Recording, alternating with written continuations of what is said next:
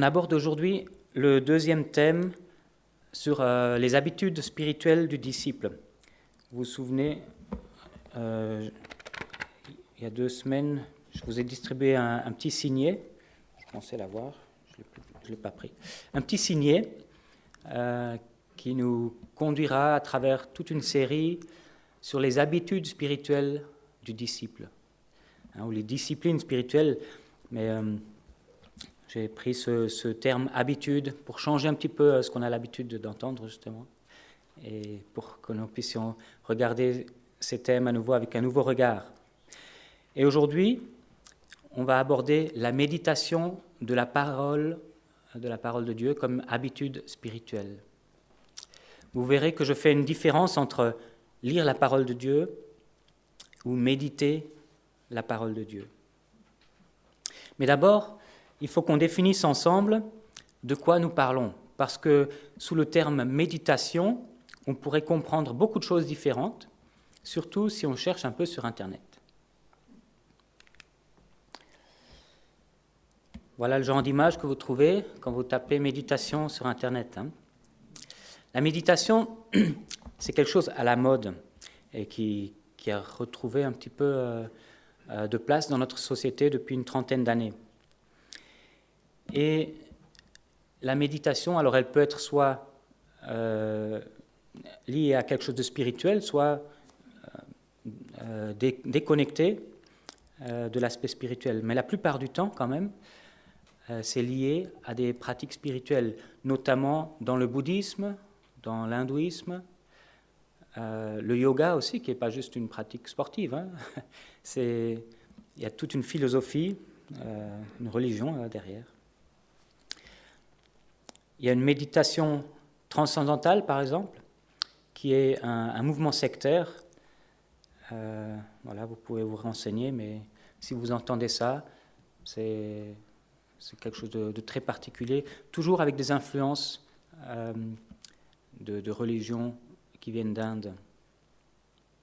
Et puis, il y a ce concept de la pleine conscience dont on entend souvent parler, et justement, on en entend parler comme étant quelque chose, une pratique qui se veut laïque, thérapeutique, qu'on retrouve même dans les écoles. Ouais. Mais il faut juste savoir que le terme « pleine conscience » est un concept issu du bouddhisme, clairement, où la pleine conscience est une étape nécessaire vers la libération. Mais les promoteurs de cette pleine conscience parlent d'une pratique qui n'a rien à voir avec les aspects spirituels. Vous êtes également assaillis par des publicités pour des applications sur votre téléphone pour la méditation quotidienne. Et on vous vante sur la base d'études scientifiques tous les bienfaits de la méditation quotidienne. Mais il y a toujours certaines philosophies derrière.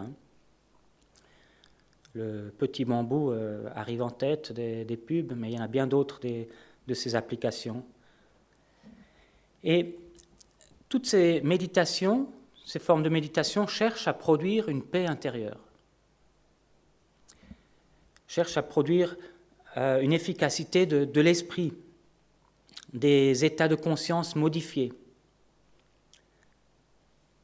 un apaisement du mental, ou alors parfois on dit juste qu'on cherche une simple relaxation, mais je pense que quand on creuse un peu, ces méditations vont plus loin que juste la relaxation du corps. Alors est-ce que ces techniques de méditation sont dangereuses pour les chrétiens ?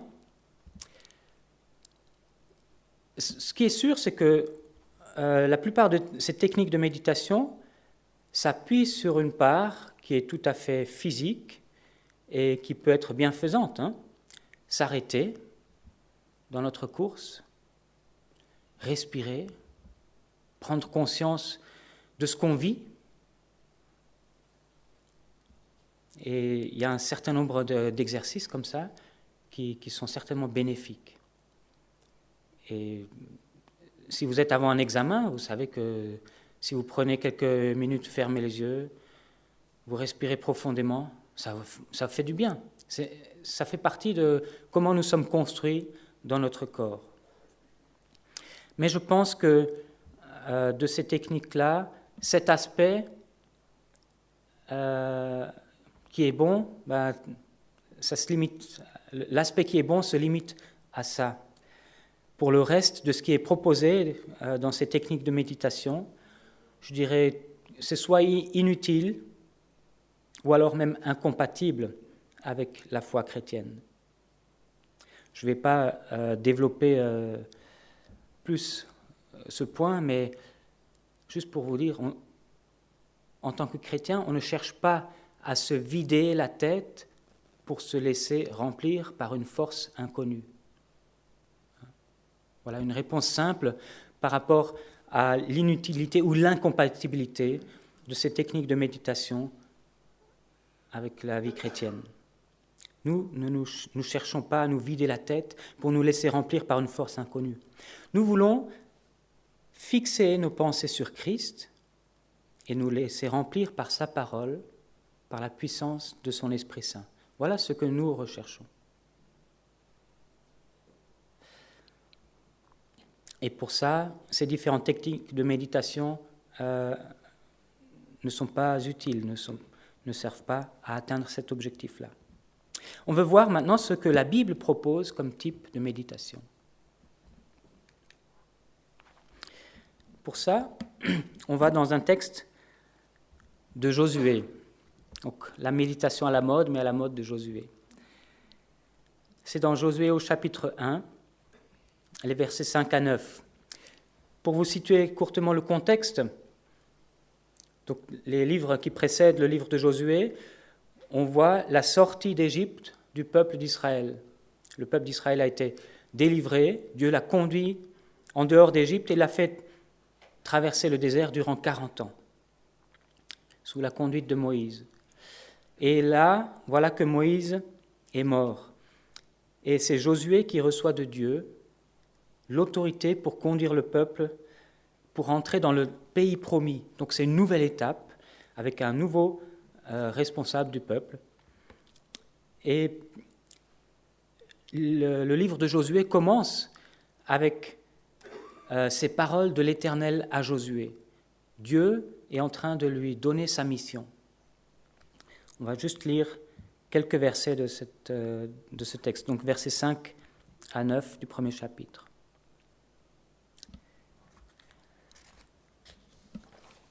Personne ne pourra te résister tant que tu vivras. Je serai avec toi comme j'ai été avec Moïse. Je ne te délaisserai pas et je ne t'abandonnerai pas.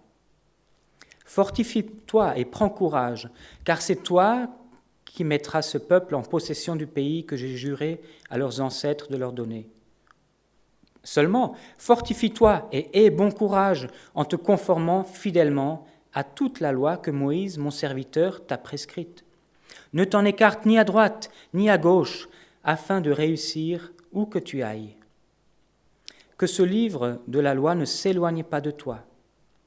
Médite-le jour et nuit pour agir avec fidélité conformément à tout ce qui est écrit, car c'est alors que tu auras du succès dans tes entreprises. C'est alors que tu réussiras. Ne t'ai-je pas ordonné, fortifie-toi et prends courage? Ne sois pas effrayé, ni épouvanté, car l'Éternel ton Dieu est avec toi où que tu ailles.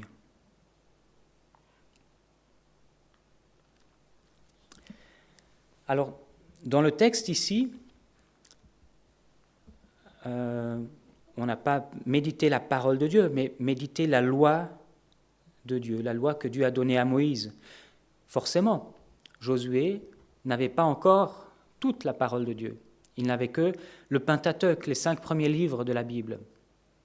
Nous, aujourd'hui, nous avons la révélation complète, avec la suite de l'Ancien Testament et le Nouveau Testament qui relate la nouvelle alliance en Jésus-Christ. Nous avons donc plus à méditer que juste ce qui est appelé la loi de Dieu. Et la loi de Dieu, ce n'est pas juste la loi, les 10 commandements. La loi de Dieu commence avec la Genèse, avec l'explication de pourquoi Dieu nous a voulu, pourquoi Dieu nous a créés, et quel est le plan de Dieu qui a été gâché, et de quelle manière Dieu cherche à rétablir une relation avec les êtres humains. Donc ce que Josué doit méditer, ce n'est pas juste les 10 commandements ou toutes les lois qui complètent ces 10 commandements. Mais quand il s'agit de la loi que Moïse a reçue, c'est tout ce Pentateuque.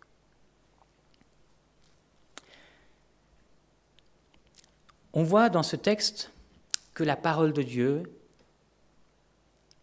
pour Josué, c'est le Pentateuque, pour nous, toute la Bible, cette parole de Dieu fait autorité.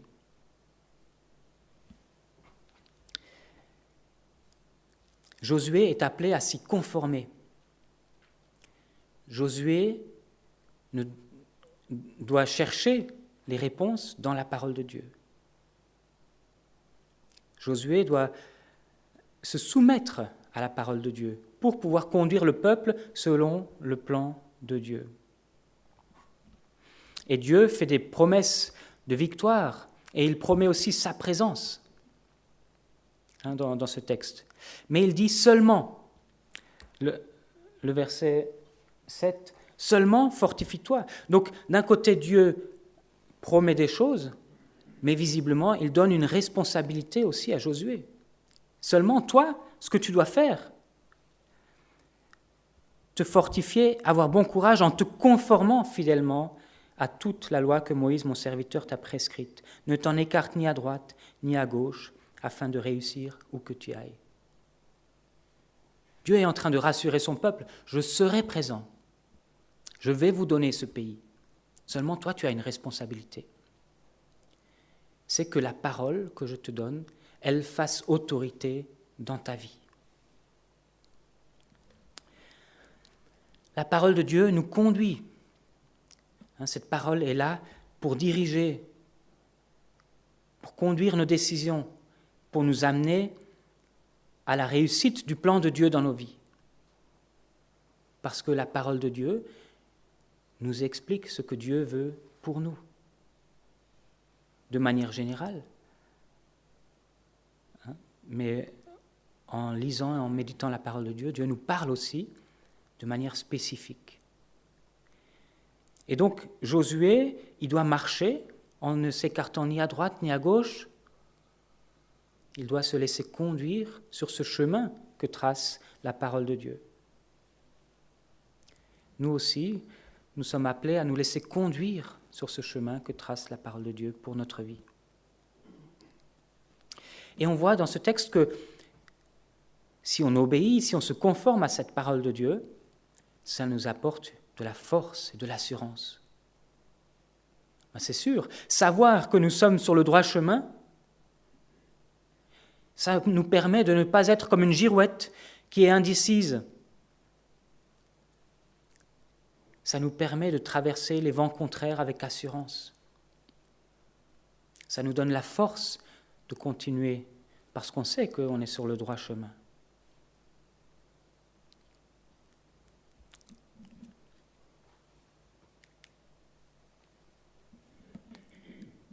Je reviens sur le verset 8. Que ce livre de la loi ne s'éloigne pas de toi. Médite-le jour et nuit pour agir avec fidélité, conformément à tout ce qui est écrit, car c'est alors que tu auras du succès dans tes entreprises, c'est alors que tu réussiras. Dans tout ce passage, Dieu promet de ne pas s'éloigner du peuple, d'être avec le peuple. Mais il prévient que nous aussi, de notre côté, nous ne devons pas nous éloigner de sa parole. Lui promet d'être présent, et nous, on a la responsabilité de ne pas nous éloigner de lui ou de sa parole. Et on voit que la présence de la parole de Dieu et la présence de Dieu sont très imbriqués. Ces deux concepts très proches. Parce que Dieu choisit d'être présent parmi nous par sa parole. Et ce processus où Dieu, plus il se révèle, plus il donne sa parole, plus il est présent, eh bien, trouve son accomplissement en Jésus-Christ. Et on lit dans l'épître de Jean, au commencement, la parole existait déjà, la parole était avec Dieu et la parole était Dieu. Vous voyez combien la parole de Dieu et Dieu lui-même sont imbriqués, se recoupent. Et au verset 14 de ce même évangile de Jean, « Et la parole s'est faite homme, elle a habité parmi nous, pleine de grâce et de vérité, et nous avons contemplé sa gloire, une gloire comme celle du Fils unique venu du Père. » Ça, c'est l'accomplissement à son maximum. La parole de Dieu est venue habiter, s'est incarnée dans un homme, dans Jésus-Christ, pour que sa présence soit avec nous. Donc, le texte ici, il dit à Josué de ne pas s'éloigner de cette parole. Pourquoi ? Parce que s'éloigner de cette parole, ce serait s'éloigner de la présence de Dieu.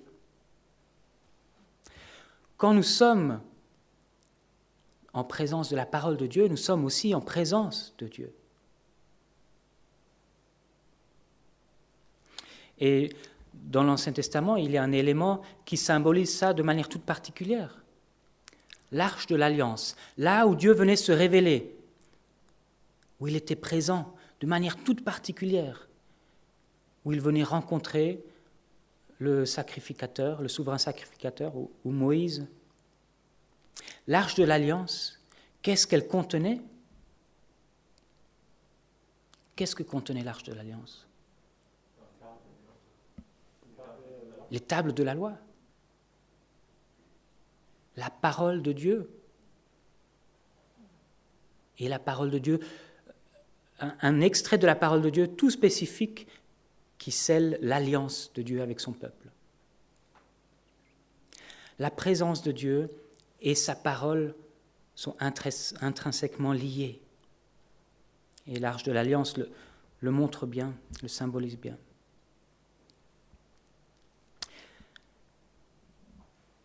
Le texte où Dieu demande à Josué pas seulement d'être en présence de cette parole de Dieu, mais aussi de la méditer pour pouvoir l'appliquer.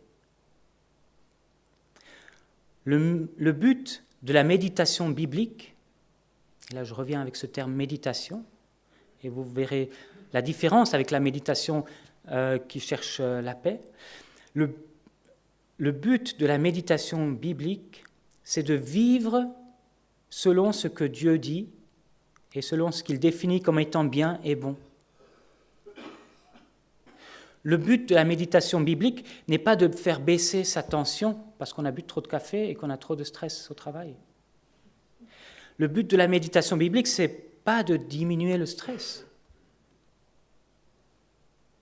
Mais je peux vous assurer que vivre en accord avec le plan de Dieu, ça diminue aussi le stress. Ça vous donne la paix et de nombreux autres bienfaits encore. Mais c'est une conséquence. Ce n'est pas un but en soi. Dans la méditation contemporaine, les gens cherchent des choses pour eux-mêmes, et ça, c'est leur but. Dans la méditation biblique, nous cherchons Dieu, nous cherchons à honorer Dieu, à vivre selon la volonté de Dieu, et de ça découlent des fruits que la méditation contemporaine met en avant, la paix et de nombreux autres bienfaits. Alors, Josué a bien entendu ce que Dieu lui a dit. Et je vous invite à tourner vos pages jusqu'au chapitre 8, les versets 30 à 34. Ce texte se situe après la bataille de Haï. Ce n'était pas évident comme bataille, mais finalement, ils ont gagné. Et après cette bataille, voilà ce que fait Josué, au verset 30 jusqu'à 35.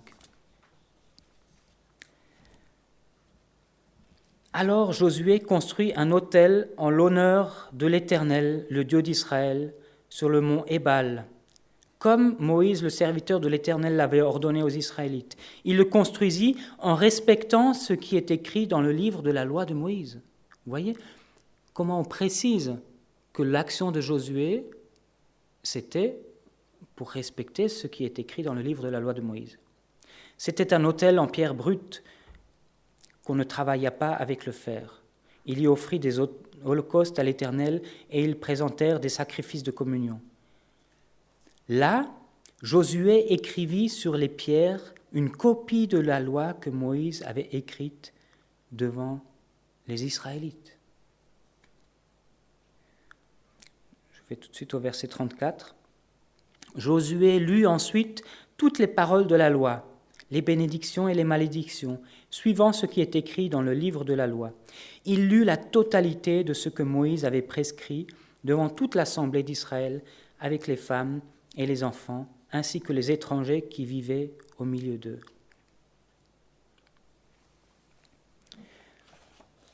On voit que Josué a bien entendu ce que Dieu lui a dit quand il a reçu sa mission. Josué se conforme à la parole de Dieu, dans les détails. Même quand il va construire un autel, il ne va pas prendre des pierres taillées, mais il prend des pierres qui n'ont pas été touchées.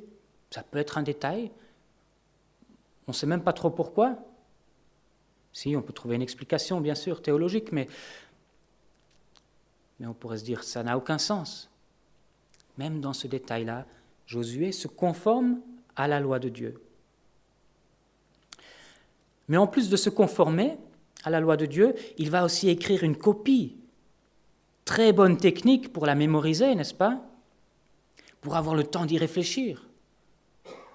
Quand on copie, on a le temps de lire la phrase 3 fois avant d'arriver à la fin de l'écriture. Et puis, il va la lire à tout le peuple, parce que son désir, c'est que chacun puisse appliquer cette loi de Dieu. Et le peuple ne pouvait pas avoir sa propre copie. C'est pas comme aujourd'hui où on a 10 Bibles à la maison et puis plein de versions différentes sur le téléphone. Ce peuple vivait à une époque où on ne pouvait pas avoir matériellement, chacun pour soi, une copie de la parole de Dieu. Alors il y avait des lectures publiques. Et que faisaient ensuite les gens? Ils rentraient chez eux et ils devaient se la remémorer, se rappeler de ce qui a été lu. Et c'est là que se passe la méditation. On médite cette parole de Dieu et on l'applique à son tour. Encore un élément de ce verset 8 que je ressors, c'est que Dieu demande de la méditer jour et nuit. Pourquoi jour et nuit? La nuit, on est censé dormir. Bon, il y a quelques heures de la nuit où on ne dort pas, et puis parfois on se réveille la nuit aussi. Mais ce terme jour et nuit signifie que Dieu nous demande de nous conformer à sa parole, de nous laisser conduire par sa parole, donc de la méditer pour pouvoir nous laisser conduire, eh bien jour et nuit. En fait, il n'y a pas de période où nous soyons dispensés de la mettre en pratique. Il n'y a pas de carnaval avec Dieu. Vous savez, cette fête où l'on autorise le peuple à se lâcher un jour dans l'année. On peut faire n'importe quoi, parce que c'est difficile de tenir autrement. Il n'y a pas de carnaval avec Dieu. Il nous demande de la méditer jour et nuit. Nous n'avons pas besoin du carnaval où pour une fois on pourrait se lâcher et faire n'importe quoi.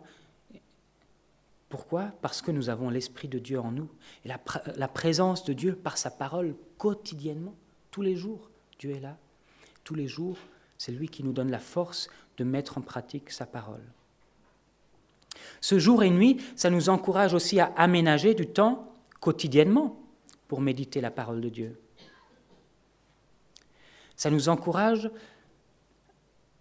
à nous référer à la parole de Dieu tout au long de notre journée, dans nos discussions, dans nos argumentations. Est-ce que ce que je dis, ce que j'argumente, se base sur une vérité de la parole? dans nos décisions. Est-ce que cette décision que je veux prendre est conforme à ce que dit Dieu? Dans l'évaluation des choses que nous vivons, est-ce que ce que je vois à la télé, c'est conforme ou pas? Est-ce que ce que j'entends, cette influence qui devient de plus en plus forte dans ma vie, est-ce qu'elle est conforme à la parole de Dieu?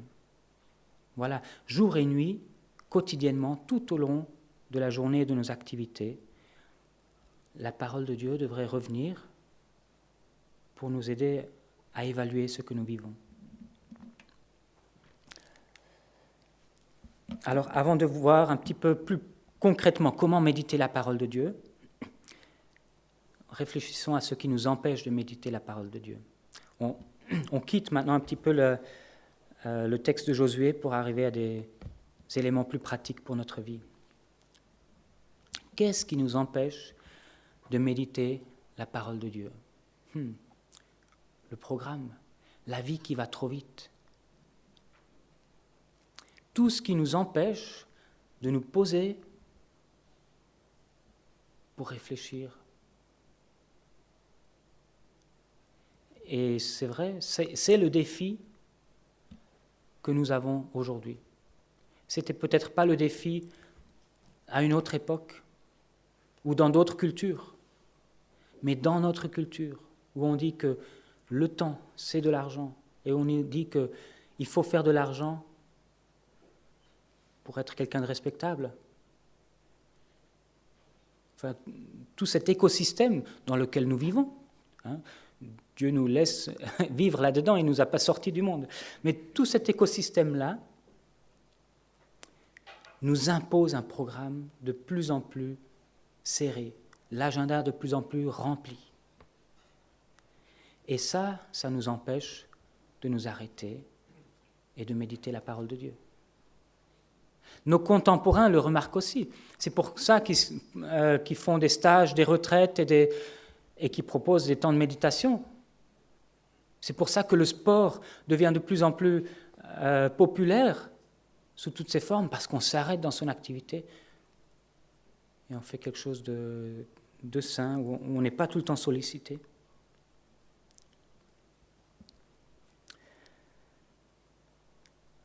L'environnement aussi qui nous distrait. C'est sûr, quand on a une grande famille, il y a tout le temps du bruit, tout le temps quelqu'un qui parle.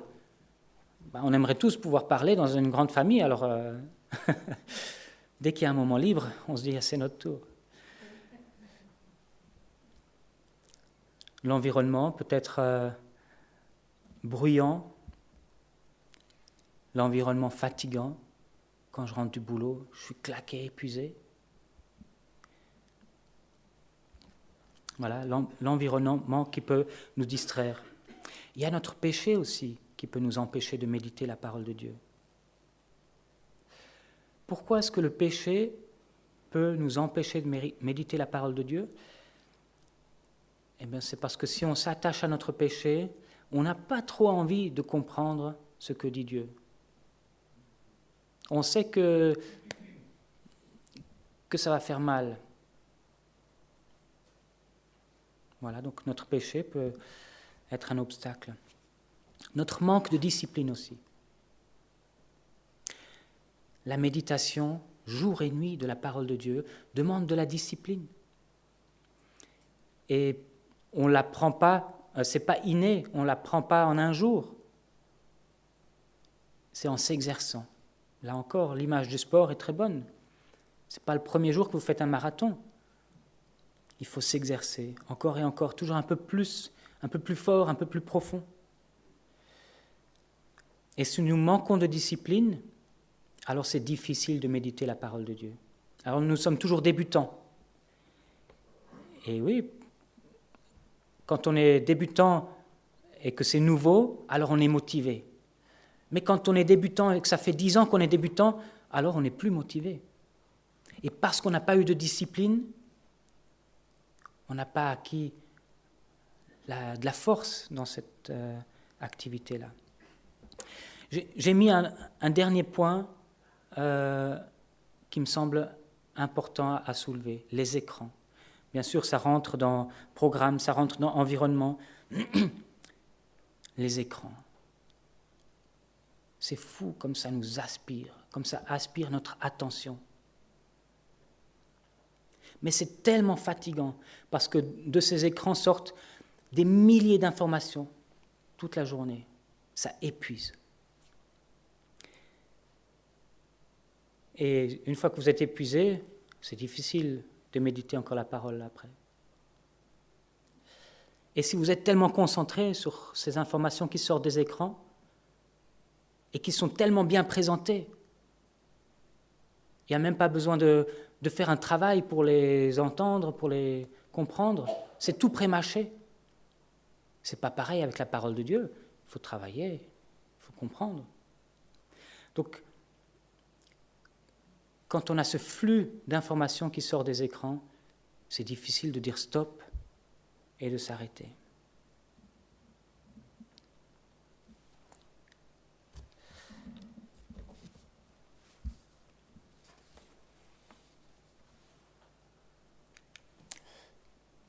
Alors, comment méditer la parole? Méditer la parole, c'est pas juste lire la parole de Dieu. C'est comme dans notre relation, par exemple en couple.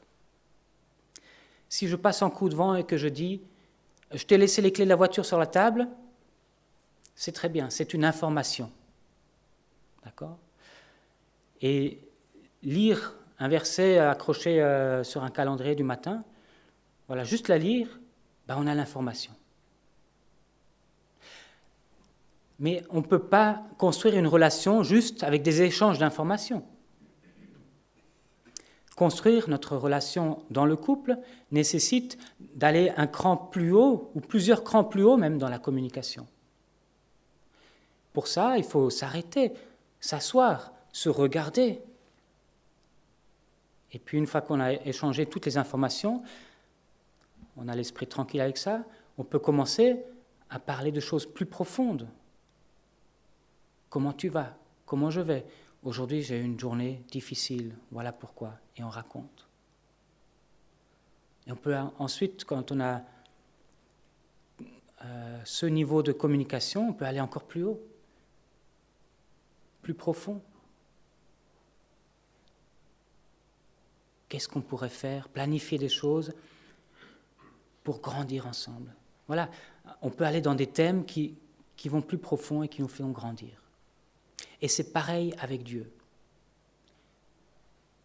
Si vous lisez juste le texte biblique comme une information, pour avoir lu, pour être au courant, pour savoir dire, pour savoir jouer à ces jeux où il y a des quiz bibliques là, pour être fort dans les réponses à donner dans les quiz bibliques, si c'est juste de l'information, vous ne construisez pas une relation avec Dieu. La méditation biblique, elle a pour objectif de construire cette relation avec Dieu, de vous transformer par la parole de Dieu.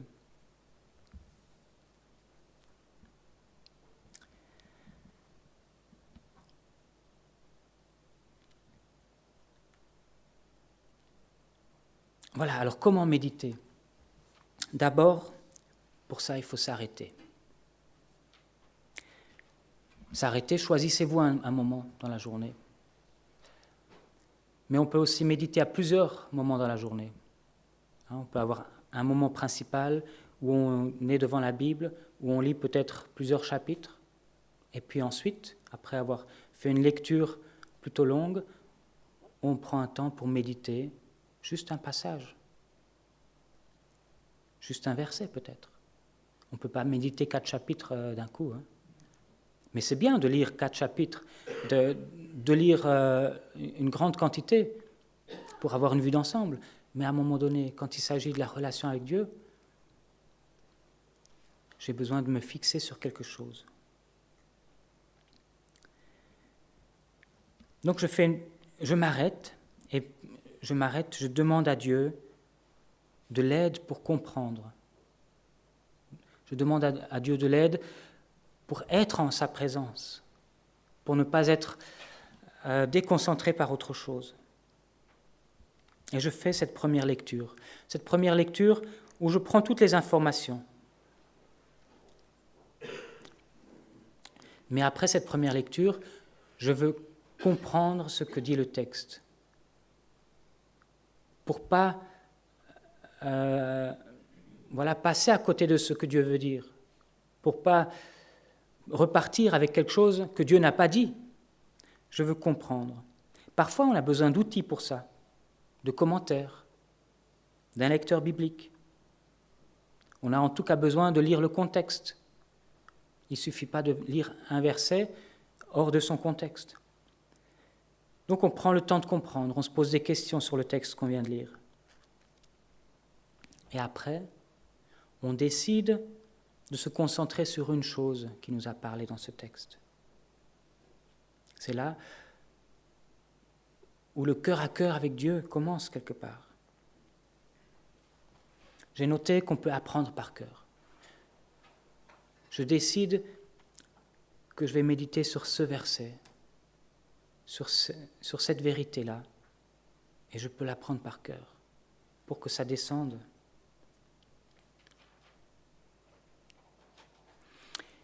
Et puis je dialogue avec Dieu. Je me laisse interpeller par ce texte. Je m'émerveille de ce texte. Je vois toute la beauté de Dieu à travers ce texte. Dieu est présent dans sa parole, par sa parole. Ça veut dire que même un texte qui pointe un péché dans ma vie, je peux m'émerveiller. Pourquoi ? Parce que je suis en présence de la sainteté de Dieu. Et c'est vrai, d'abord, je dois peut-être m'humilier. Un texte qui me reprend. Mais je suis en présence de la sainteté de Dieu. Et je me souviens que Dieu est parfait, que s'il dit que ça c'est péché, c'est parce que c'est pour mon bien et qu'il veut me pardonner. Je peux donc m'humilier, demander pardon et faire tout un processus. Mais je suis en présence de Dieu, pas juste de mots. Donc je peux m'émerveiller du texte biblique et ensuite l'appliquer à mon cœur. C'est une phase de questionnement. Seigneur, qu'est-ce que tu voudrais changer dans ma vie à travers ce texte ? Qu'est-ce que je dois vivre différemment ?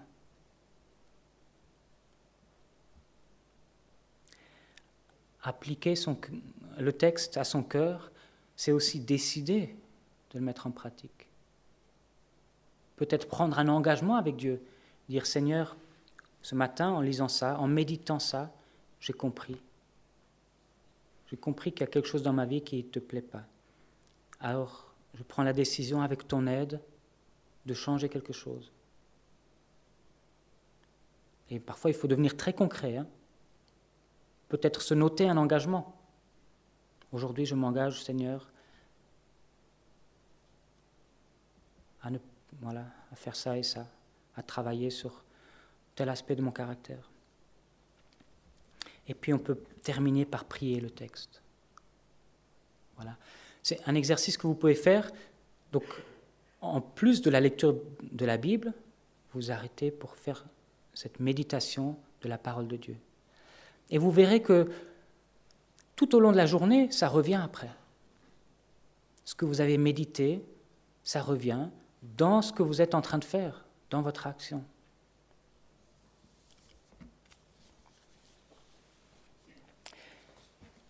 Il est quelle heure ? Très bien. Ce que j'aimerais encore, c'est nous donner l'occasion de mettre ça en pratique.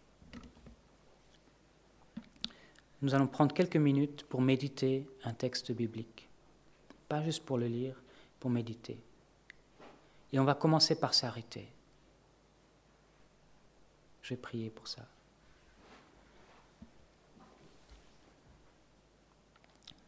Seigneur notre Dieu, merci parce que tu nous promets d'être présent avec nous. Nous voulons être entièrement présents avec toi aussi. Et en particulier pour ce moment maintenant, où nous voudrions que ta parole vienne nous parler. Nous voulons méditer ta parole. Alors Seigneur, ouvre nos cœurs pour cela. Amen.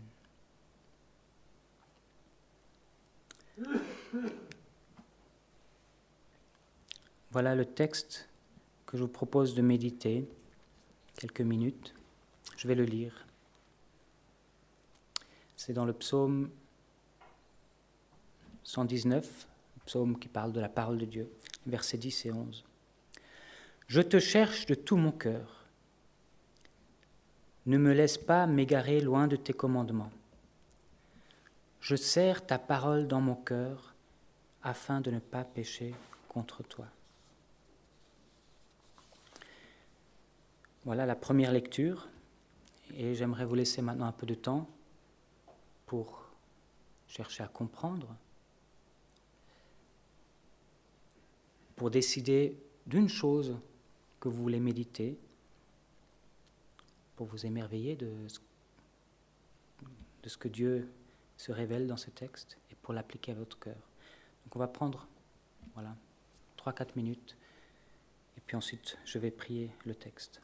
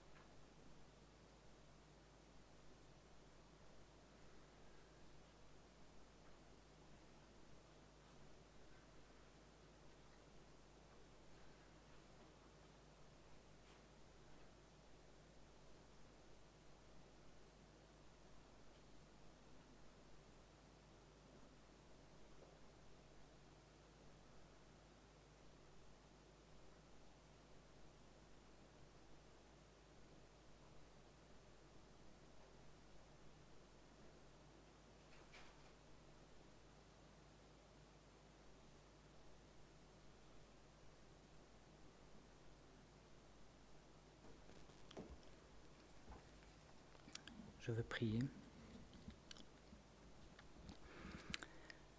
Seigneur mon Dieu, tu vois que j'aimerais que ma vie soit ton plaisir. J'aimerais être celui qui t'obéit et qui ne pêche pas contre toi. Mais j'ai bien du mal avec ça. Dans ce texte, je comprends que tu peux m'aider à ne pas m'égarer loin de tes commandements. Tu peux m'aider à ne pas pécher. Et j'aimerais que tu le fasses, Seigneur. Que tu me gardes dans mon quotidien, dans ma marche. Et dans ce texte, Seigneur, je comprends aussi que j'ai une part à faire, celle de te chercher de tout mon cœur, celle de serrer ta parole dans mon cœur. Et je comprends que ce n'est pas juste une part avec la tête, mais c'est d'être entièrement, pleinement attiré par toi, de pleinement chercher à t'aimer et à t'obéir. Et Seigneur, ça, j'ai parfois du mal. Je te demande de me faire progresser en cela. Apprends-moi à t'aimer davantage et à aimer ta parole, à me délecter de ta parole. Et Seigneur, que ton esprit fasse cette œuvre en moi. Donne-moi la force de ton esprit chaque fois que je suis au contact de ta parole pour que je puisse progresser en cela. Amen.